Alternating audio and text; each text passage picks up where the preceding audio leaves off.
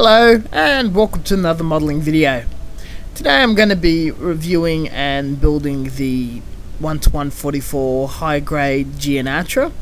Before I get into this kit, I know this build's been reviewed and posted online a few times by various modelers, though instead of just going through the same old articulation functions, I'm just going to show some bits and pieces I think is important if you plan on building this particular kit. My experience with 00 high grade kits, they're normally plagued with issues and require a lot more work over HGUC kits, but the GN Archer is extremely popular due to its petite female figure. I'm normally more of a fan of a full-bodied Gelgug though. It has nicer curves. This particular kit retails at 1200 yen, has a few runners in various colours, and is not too bad to snap together and okay on the eye, with a lot of interesting gimmicks. Please excuse the putty on the seam lines, but the colour separation and colouring of the plastic is pretty spot on.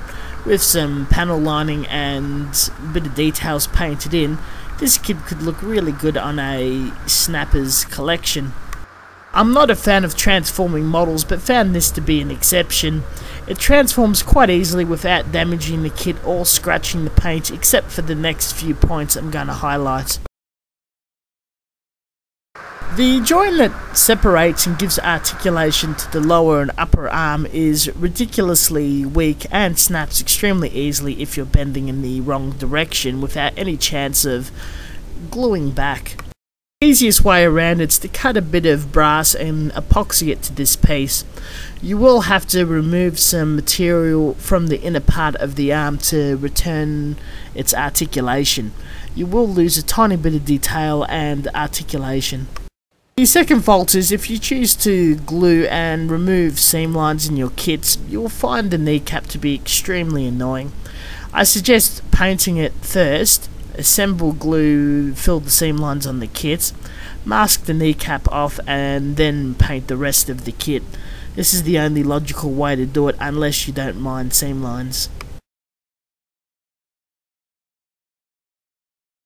This particular kit, if you were to model it in a scale modelling point of view, is extremely awkward due to the many places you'll find seam lines, and also a lot of awkward areas for masking. I recommend being an intermediate modeler if you do intend to tackle this kit to its full potential with masking and seam line filling experience.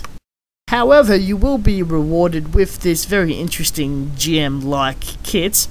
A lot of people do go for the femitive type kits with a amazingly good transformation process, so its play value is pretty good and the articulation isn't bad at all. Some of the separation is okay for painting, but the main body of the kit is a pain in the ass. For a snapper, if you're very careful with the arms, you'll still be rewarded with a okay looking kit in its existing colours. You may want to hand paint some details, and there's a lot of very deep, very thick panel lines to fill that would look quite decent.